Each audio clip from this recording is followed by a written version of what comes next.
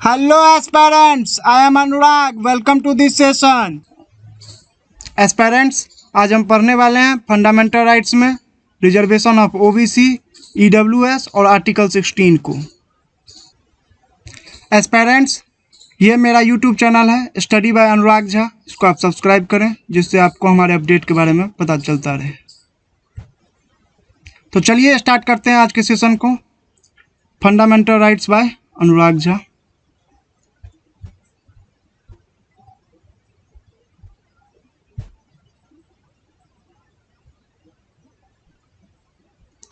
Reservation for OBC in educational institution. Aspirants, काफ़ी important रहेगा ये आज का सेशन. देखेंगे हम यहाँ पे रिजर्वेशन ओबीसी को कैसे मिला एजुकेशन इंस्टीट्यूशन में.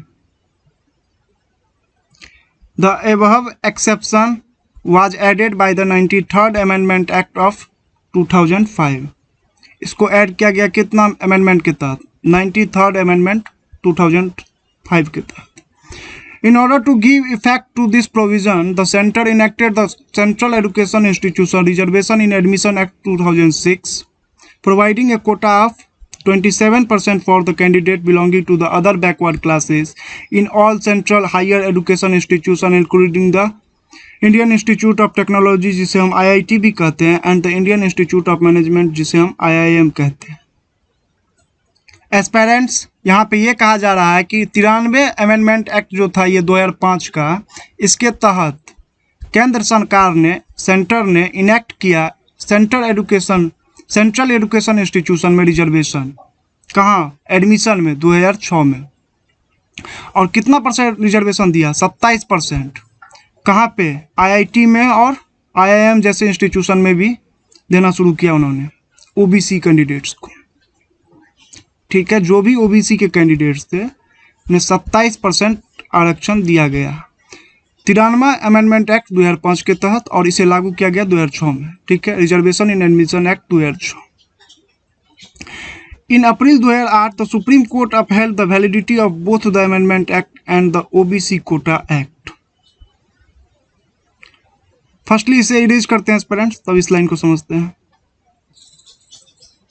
एस्पेरेंट्स, यहाँ पे अपहेल्ड है, इसका मतलब होता है सही ठहराना. सुप्रीम कोर्ट ने 2008 में ये जो दोनों एक्ट थे, कौन कौन, अमेंडमेंट एक्ट और ओबीसी कोटा एक्ट, दोनों को सही ठहराया. But the court directed the central government to exclude the creamy layer advance section among the OBC while the implementing the law. Aspirants, यहाँ पे ये भी बात थी, कोर्ट ने डायरेक्ट किया, मतलब बताया सेंट्रल गवर्नमेंट को, जो भी क्रीमी लेयर में आते हैं उन्हें आप एक्सक्लूड कर दो इस रिजर्वेशन से.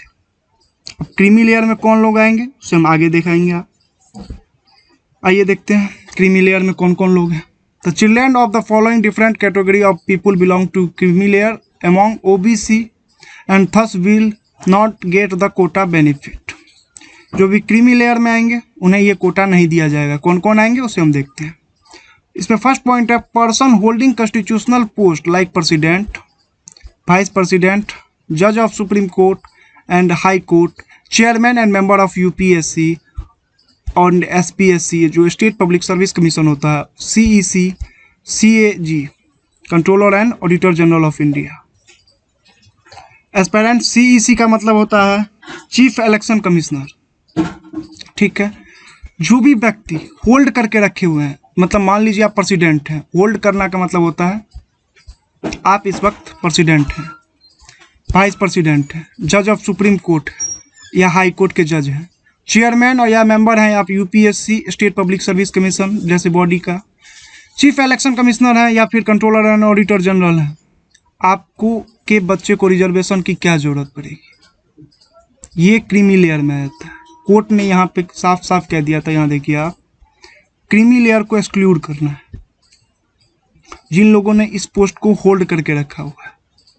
आइए इसी का सेकंड पॉइंट देखते हैं. Group A class 1 and group B class 2 officer of the all India central and state services and employees holding equivalent post in PSUs, bank, insurance organisation, university, etc and also in private employment. Group A के जो भी officer हैं या class 1 या group B के जो भी officer हैं, चाहे वो ऑल इंडिया सर्विस में आते हों, सेंट्रल में, या फिर स्टेट सर्विस में आते हों, या फिर वो इक्विवेलेंट पोस्ट मतलब PSU, ONGC, गेल, वेल, सेल। बैंक में आप जानते ही होंगे SBI और 2-3 बैंक ले लीजिए, bank of India, ETC। Insurance की कंपनी, इंश्योरेंस में आ जाएगा LIC वगैरह में। अगर आप ऑफिसर हैं ग्रुप A या ग्रुप B, क्लास 1 या क्लास 2, तो आप क्यों बच्चे को भी एडमिशन में OBC कैटेगरी में नहीं आएगा, आप भी क्रीमी लेयर सेक्शन में आ जाएंगे।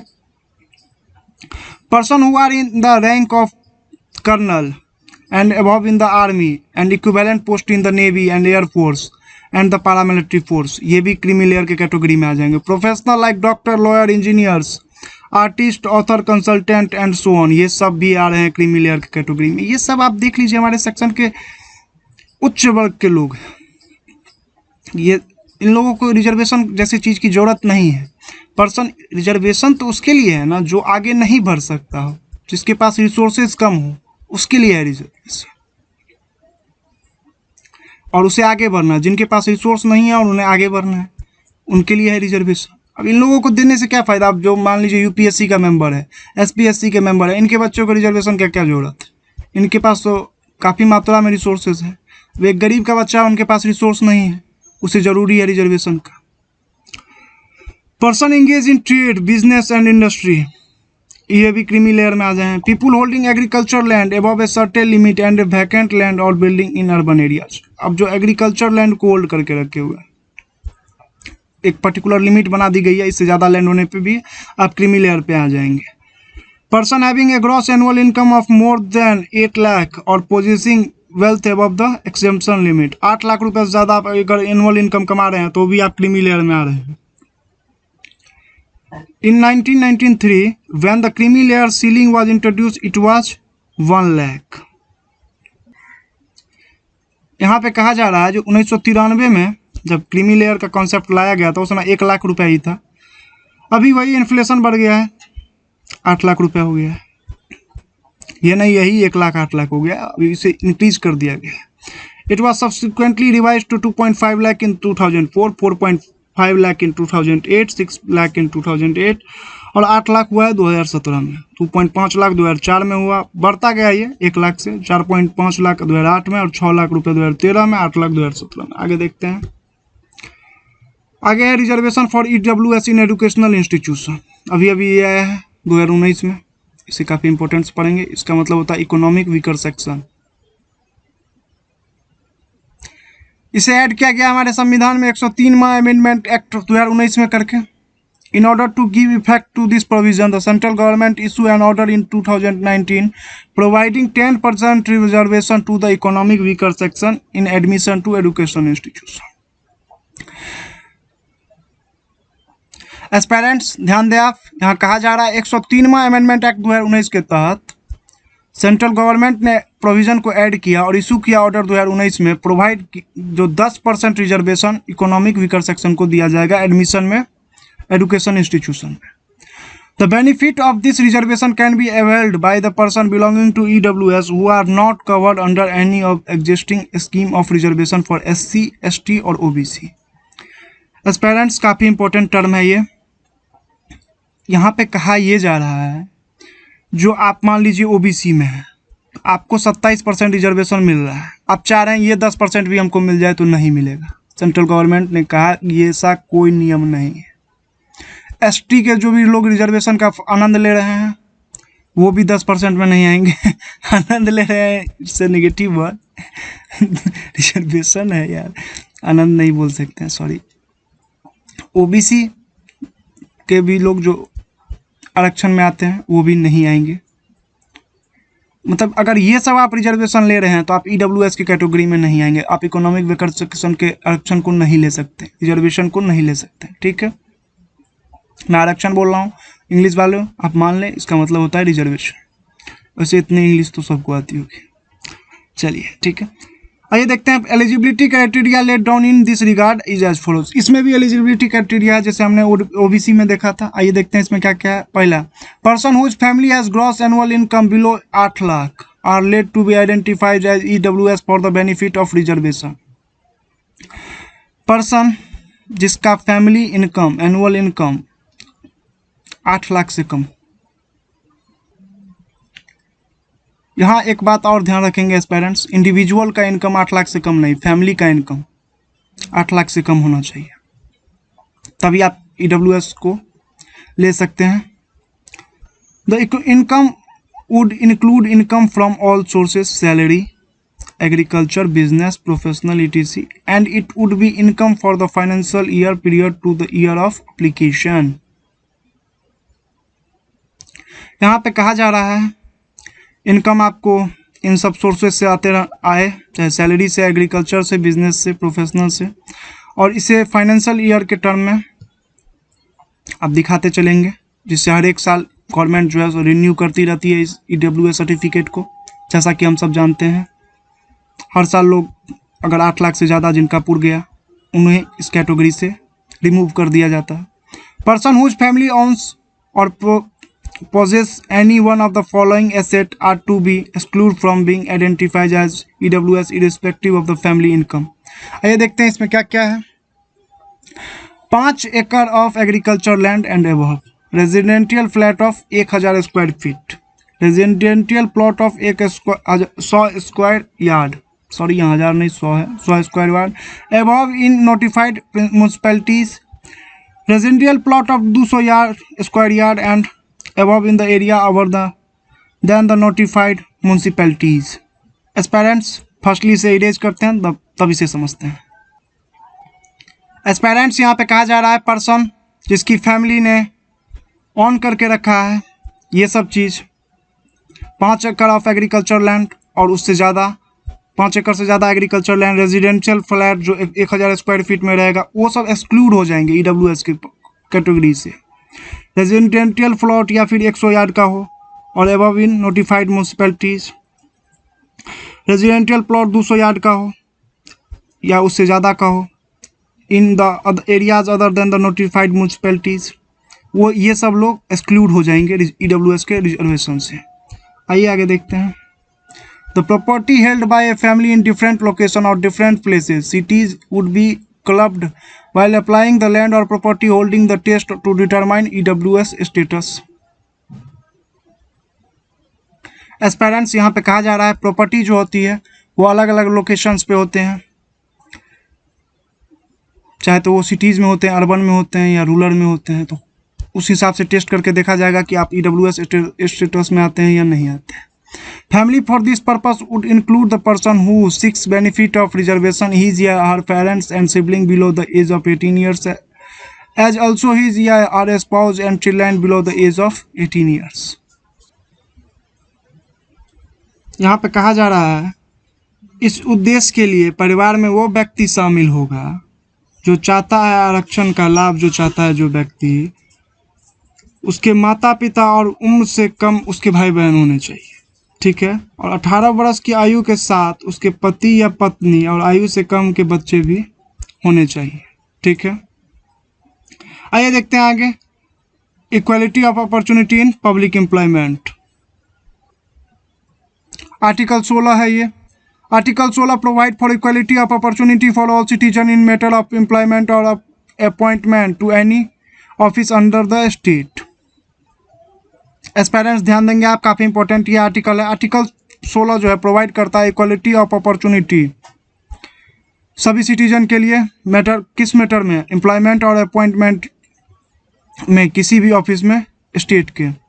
No citizen can be discriminate against और be ineligible for any employment और office under the state on grounds of only religion, race, caste, sex, descent, place of birth और रेजिडेंस। किसी भी व्यक्ति के साथ, किसी भी सिटीजन के साथ भेदभाव नहीं किया जाएगा। किस ग्राउंड्स पे? Only religion, race, caste, sex, descent, place of birth और रेजिडेंस के आधार पे भेदभाव नहीं किया जा सकता है। इसमें कुछ एक्सेप्शन भी हैं, उसे हम देखेंगे। There are 4 exception to the general rule of equality opportunity in public employment. आइए देखते हैं क्या एक्सेप्शन को हम देखते हैं, उसके बाद हम आगे देखेंगे। Parliament can prescribe residence as a condition for certain employment or appointment in a state or union territory or local authority or other authority. As the Public Employment Requirement as to Residence Act of 1957 expired in 1974, there is no such provision for any state except Andhra Pradesh and Telangana. Aspirants exception में कहा जा रहा है parliament जो है ये prescribe कर सकती है रेजिडेंस एज ए कंडीशन, मतलब रेजिडेंस के आधार पे एम्प्लॉयमेंट दे सकती है। कहाँ पे? यूनियन टेरिटरी में, लोकल अथॉरिटी में, स्टेट में। As the public employment requirement as to residence act of 1957 expired किया। ये कब? 1974 में। कौन क्या? Public employment requirement residence act था 1957 का, जो 1974 में एक्सपायर कर गया। लेकिन इसमें 2 स्टेट अभी भी बचे हुए हैं, आंध्र प्रदेश और तेलंगाना। यहाँ पे क्या होता है ना, रेजिडेंस के आधार पर रिजर्वेशन दिया जाता है, मतलब जो आंध्र प्रदेश के निवास के स्थल होंगे उसी व्यक्ति को आंध्र प्रदेश में जॉब दिया जाएगा। ऐसा कुछ कुछ जॉब में प्रोविज़न है, और वही बात तेलंगाना में भी है। एग्जाम्पल और एक ले लेते हैं, मान लीजिए आंध्र प्रदेश तेलंगाना का एक बार देख लेते हैं। तेलंगाना में वहाँ पे एक ब्लॉक में एक जॉब निकली, तो वहाँ पे वही व्यक्ति उस फॉर्म को भर सकता है जो व्यक्ति तेलंगाना का निवासी हो, परमानेंट रेजिडेंस हो। ऐसा करते हैं, समझ गए होंगे। आगे देखते हैं। The state can provide for reservation of appointment और post in favour of any backward class that is not adequately represented in the state services. इसके बी पॉइंट में कहा जा रहा है, बी पॉइंट में स्टेट जो है सो प्रोवाइड कर सकता है रिजर्वेशन और अपॉइंटमेंट किसी भी पोस्ट के लिए बैकवर्ड क्लास को। उनके कम्युनिटी का पर्टिकुलर व्यक्ति उतना नहीं पूरा हो तो उनको हम रिजर्वेशन दे सकते हैं पर्टिकुलर ऑफिस में। एम्प्लॉयमेंट से रिलेटेड ये हम बात को देख रहे हैं। A law can provide that the incumbent of an office related to religious और डिनोमिनेशन इंस्टीट्यूशन और a member of its governing body should belonging to the particular religion और डिनोमिनेशन। एस्पेरेंट्स यहाँ पे कहा जा रहा है, ध्यान दे, काफ़ी इंपॉर्टेंट पॉइंट है ये। रिलीजियस इंस्टीट्यूशन में रिलीजन के आधार पर भी दिया जा सकता है रिजर्वेशन स्टेट। और यहाँ पे डिनोमिनेशन जो है इसका मतलब मजहब होता है। The state is permitted to make a provision for the reservation of up to 10% of appointment और post in favour of any economic weaker section of citizen. और स्टेट जो है परमिट कर सकता है क्या? प्रोविजन रिजर्वेशन से रिलेटेड। अभी अभी हम देखते हुए हैं। यहाँ पे स्टेट का मतलब आप बिहार झारखंड वाला स्टेट मत समझे, स्टेट का मतलब केंद्र का स्टेट समझे। 10% आरक्षण दे सकता है स्टेट अपॉइंटमेंट और post in favour of economic weaker section के लिए। The reservation of up to 10% would be in addition to the existing reservation. For this purpose, the economic weaker section would be notified by the state from time to time on the basis of family income and the other indicator of economic disadvantage. अभी अभी हम लोग देखते हुए हैं, इसी purpose के लिए EWS वाले को हर एक साल अपना बेसिक फैमिली इनकम उन्हें दिखाना पड़ता है। ठीक है, ये देखते हैं। मंडल कमीशन ये OBC से रिलेटेड था। In 1979, the Morarji Desai government appointed the second backward commission under the chairmanship of BP Mandal, a member of parliament. 1979 में मोरारजी देसाई के गवर्नमेंट ने अपॉइंट किया सेकेंड बैकवर्ड क्लास कमीशन को, जिसके चेयरमैन थे BP मंडल, और ये एक मेंबर थे पार्लियामेंट के भी,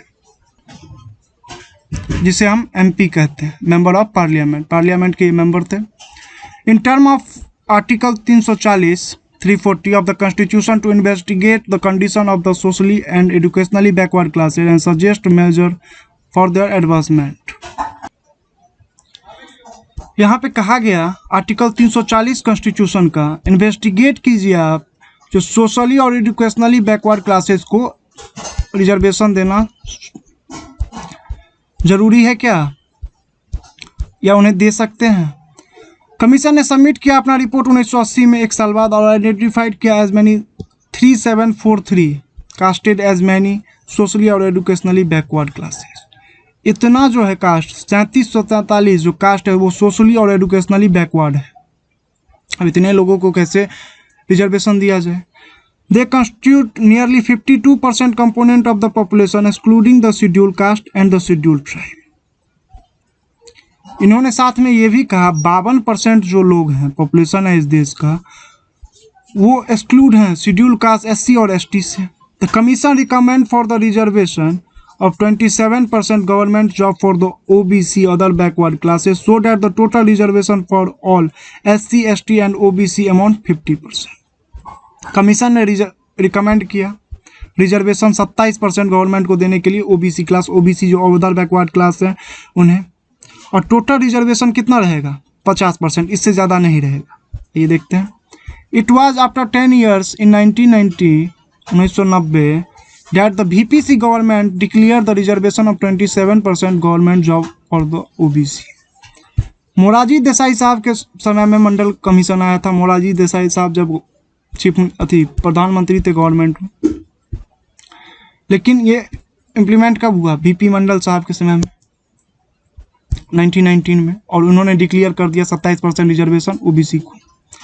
again in 1991 the Narasimha Rao government introduce 2 changes. Narasimha Rao साहब का जब सरकार आया 1991 में, तब उन्होंने इसमें 2 चेंजेस किए। आइए देखते हैं क्या क्या चेंजेस थे।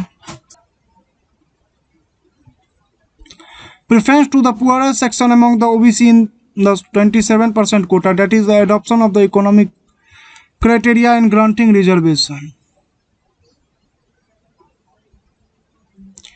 यहाँ पे इन्होंने कहा जो पुअर सेक्शन है ओबीसी में, उन्हें 27% रिजर्वेशन आप दीजिए। जो ओबीसी हैं उन्हें आप 27% दीजिए। सेकेंड बात इन्होंने कहा रिजर्वेशन 10% उन लोगों को दीजिए जो हायर कास्ट हैं और पुअर हैं, इकोनॉमिकली जो बैकवर्ड हैं, उन्हें आप 10% रिजर्वेशन दीजिए। जो ये एग्जिस्टिंग स्कीम में नहीं आते हैं। एक मिनट फर्स्टली से इरेज करेंगे, फिर एक बार मैं और आपको इसी बात को बता देता हूँ। एस्पायरेंट नरसिम्हा राव साहब का गवर्नमेंट आया और उन्होंने 2 चेंज किया। उन्होंने कहा 27% जो रिजर्वेशन है पुअर सेक्शन ओबीसी का, उसे तो दिया ही जाए। उन्होंने कहा 10% रिजर्वेशन हायर कास्ट वाले को भी दीजिए। जो पुअर है, इकोनॉमिक बैकवर्ड है, उन्हें आप 10% दीजिए, जो इस ओबीसी के स्कीम में नहीं आते हैं। In the famous Mandal case 1992, the scope and extent of Article 16(4), which provided the reservation of job in favor of backward classes, has been examined thoroughly by the Supreme Court. अब ये जो है इन मामले को सुप्रीम कोर्ट ने examine किया। आइए court ने क्या कहा देखते हैं। तो through the court has rejected the additional reservation of 10% for poor section of higher caste. It upheld the constitution validity of 27% reservation for the OBC with certain condition. Court ने इस बात को रिजेक्ट कर दिया जो 10% जो रिजर्वेशन आप दे रहे हैं हायर कास्ट को, आप इकोनॉमिक बैकवर्ड बता करके, ये नहीं चलेगा। इसके लिए आपको कॉन्स्टिट्यूशन अमेंडमेंट करना होगा, जिसे नरेंद्र मोदी सरकार ने 2019 में किया। लेकिन आप जो 27% दिए हैं ओबीसी को, ये ठीक है। The advanced section among the OBC, the creamy layer should be excluded from the list of beneficiaries of the reservation. और कोर्ट ने इस साथ में ये भी कहा जो क्रीमी लेयर है उसे आप एक्सक्लूड करेंगे, उन्हें 27% रिजर्वेशन नहीं मिलेगा ओबीसी में। कौन कौन थे उसे हम देख चुके हैं, भी जस्ट देखते हुए हैं। No reservation in promotion, reservation should be confined to initial appointment only. Promotion में नहीं। मान लीजिए आपने एसएससी क्वालिफाइड कर लिया और इंस्पेक्टर बन गए। अब इंस्पेक्टर बनने के बाद नहीं चलेगा रिजर्वेशन, ये नहीं अब ये ओबीसी है तो इनको प्रमोशन जल्दी दिया जाए। प्रमोशन में नहीं चलेगा, रिजर्वेशन में सिर्फ, प्रमोशन में नहीं चलेगा, सिर्फ अपॉइंटमेंट में रिजर्वेशन चलेगा। ठीक है। Any existing reservation in promotion can continue for 5 years only up to 1997। Promotion में रिजर्वेशन सिर्फ 5 साल चला था, 97 तक। The total reserve quota should not exceed 50% except in some extraordinary situation. 50% से ज़्यादा रिजर्वेशन नहीं बढ़ना चाहिए। This rule should be applied every year. The carry forward rule in case of unfulfilled backlog vacancies is valid but it should not violate 50% rule. 50% वाला rule को नहीं violate किया जाना चाहिए। A permanent statutory body should be establish to examine complaints of over inclusion and under inclusion in the list of OBC. एक इन्होंने कहा court ने, एक परमानेंट स्टैट्यूटरी बॉडी को बनाइए आप। स्टैट्यूटरी बॉडी होता है जो लोकसभा राज्यसभा से पास किया जाता है और प्रेसिडेंट के साइन होते हैं। एक स्टैट्यूटरी बॉडी बनाइए जो देखेगी जो कौन ओबीसी के लिस्ट में आता है और कौन नहीं आता है। ठीक है। आगे देखते हैं। With regard to the above ruling of the Supreme Court the government has taken the following action. आइए गवर्नमेंट ने क्या एक्शन लिया। सुप्रीम कोर्ट के आदेश के बाद। Ramnandan committee was appointed to identify the creamy layer among the OBC. It submitted its report in 1993 which was acceptance. Ramnandan committee को appoint किया आइडेंटिफाई करने के लिए क्रीमी लेयर कौन कौन है ओबीसी में, और इन्होंने अपना रिपोर्ट कब सबमिट किया? 1993 में, जिसे एक्सेप्ट किया गया। आइए देखते हैं आगे। National Commission for Backward Classes was establish in 1993 by an act of Parliament. National Commission for Backward Classes के एस्टेब्लिश किया गया 1993 में। ये एक एक्ट था पार्लियामेंट का। Its mandate was to examine the complaints of under inclusion, over inclusion और non inclusion of any class of citizen in the list of backward classes for the purpose of job reservation. जैसा कि हम देखते हुए हैं, examine करेगी complaints को, कौन इंक्लूड में है, कौन ओवर इंक्लूजन है, कौन नॉन इंक्लूजन में है लिस्ट में। Later the 102 amendment act of 2018 confirmed the constitutional status on the commission and also enlarged its function। 102वां अमेंडमेंट एक्ट 2018 में कंफर्म किया कॉन्स्टिट्यूशनल स्टेटस ये कमीशन, और इनलार्ज किया अपने फंक्शन को। For this purpose the amendment inserted a new article 338B in the constitution. और इसके लिए अमेंडमेंट किया गया हमारे कॉन्स्टिट्यूशन को। किस आर्टिकल कहाँ पे रखा गया इसको? 338B में। ये जो AB है ये बताता है कि हमारे संविधान में इसे अमेंड करके रखा गया है। ध्यान रखेंगे नए स्टूडेंट इस बात को। In order to nullify the ruling with regard to reservation in promotion, the 77 Amendment Act was enacted in 1995। यहाँ पे कहा जा रहा है प्रमोशन में रिजर्वेशन को खत्म करने के लिए 77 अमेंडमेंट एक्ट को इनेक्ट किया 1995 में। It was added a new provision in Article 16 that empowered the state to provide for reservation in promotion for any service under the state in favor of the SC and ST that are not adequately represented in the state service। यहाँ पे कहा जा रहा है एक नया provision बनाया article 16 में, जो एम्पावर देता है स्टेट को प्रोवाइड करने के लिए रिजर्वेशन प्रमोशन के क्षेत्र में of any service under the state in favour of SC ST जो नॉट एडुकेट है, मतलब इनफ नहीं है represent in the state service, उन्हें स्टेट रिजर्वेशन दे सकती है। Again the 85 amendment act of 2001 provide for consequently seniority in the case of promotion by virtue of rule of reservation for the government servants belonging to the SC ST with retrospective effect from June 1995।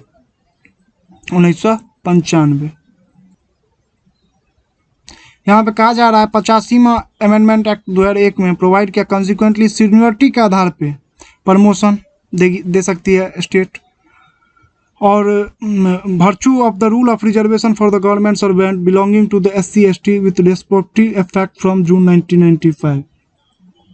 Retrospective का मतलब होता है looking again at the past, पुनः अतीत को देखते हुए SC और ST को रिजर्वेशन दे सकती है गवर्नमेंट उनके सीनियरिटी के आधार पे। आगे देखते हैं। The ruling was regard to backlog vacancies was nullified by the 81st amendment act of 2000। Aspirants यहाँ पे कहा जा रहा है बैकलॉग वैकेंसी को शून्य कर दिया गया, खत्म कर दिया गया 81वां अमेंडमेंट एक्ट 2000 के तहत। अब ये क्या था बैकलॉग वैकेंसी? एस्पेरेंट्स ध्यान देंगे आप। SC ST और OBC, एक एग्जांपल लेते हैं। एक फॉर्म आया, उसमें ये लोग भरेंगे, और OBC का जैसे 27% इसे हम फिलहाल मान लेते हैं, है भी उतना ही। तो ये लोग अगर फॉर्म नहीं भर रहे हैं, कुछ सीट खाली जा रहा है 27%, तो इन लोगों के लिए फिर ये अगला साल रिवाइज हो जाता था। इसको ख़त्म कर दिया गया 81वां अमेंडमेंट 2000 के तहत। ठीक है, आगे देखते हैं। चलिए आगे देखते हैं। It added another new provision in Article 16 that empowers the state to consider the unfulfilled reserved vacancy for a year as a separate class of vacancy to be filled up in any succeeding years or years। और इसी के तहत एक नया provision add किया गया article 16 में, जो एम्पावर करता है स्टेट को जो अनफुलफिल्ड रिजर्व वैकेंसी रह गई उसे दूसरे क्लास के द्वारा भर दिया जाएगा। यहाँ पे क्या था, बैकलॉग वैकेंसी। अब मान लीजिए ये मैं वैसे बता चुका हूँ, मैं फिर एक बार बता देता हूँ। एससी वालों के लिए ये वैकेंसी था 30%, उसे 30 नहीं 20 मान लीजिए, 30 ही मानते चलिए, 30% था। आप लोग भी कहेंगे सर मजाक कर, 30% इसके लिए था। तो अब ये 30%, 30 लोग नहीं भर पाए, 30 सीट एससी वालों के लिए रिजर्व था। अब ये 30 लोग नहीं आ पाए, इसमें से मान लीजिए 20 लोग ही हैं, तो ये जो 10 सीट बच गया ये इन लोगों को अगले साल मिल जाएगा। मतलब अगले साल 30 नहीं 40 वैकेंसी आएगी। लेकिन इस चीज़ को रद्द कर दिया गया 81वां अमेंडमेंट एक्ट 2000 के तहत, आप ध्यान रखेंगे इस बात को। और यहाँ पे एक नया प्रोविज़न डाला गया आर्टिकल 16 के तहत कि आप किसी और सेक्शन के द्वारा उसे फिल किया जाएगा। यहाँ पे क्या कहा गया, अभी इस जो 10 सीट बच गया इसको अब जनरल कैटेगरी के द्वारा भी भरा जा सकता है। Such a class of vacancy are not to be combined with the vacancies of the year in which they are being filled up to determine the ceiling of 50% reservation on total vacancy of that year. इसे देख चुके हैं हम। In brief, it's in the 50% ceiling or reservation in backlog vacancies. इन कर दिया गया 50% seal किया जाएगा रिजर्वेशन, बैकलॉग वैकेंसी के बाद भी सील कर लिया जाएगा। The 76th Amendment Act of 1994 has placed the Tamil Nadu Reservation Act of 1994 in the 9th schedule to protect it from judicial review, as it provided for 69% of reservation for far exceeding the 50% ceiling.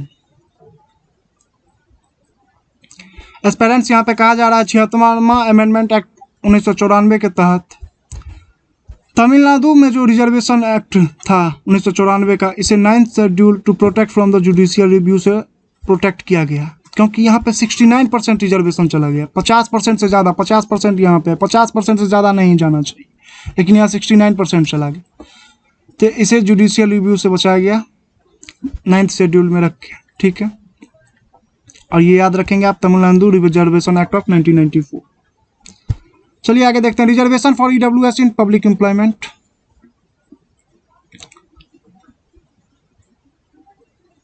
Aspirants backlog vacancy मैं आपको एक बार और बता देता हूं।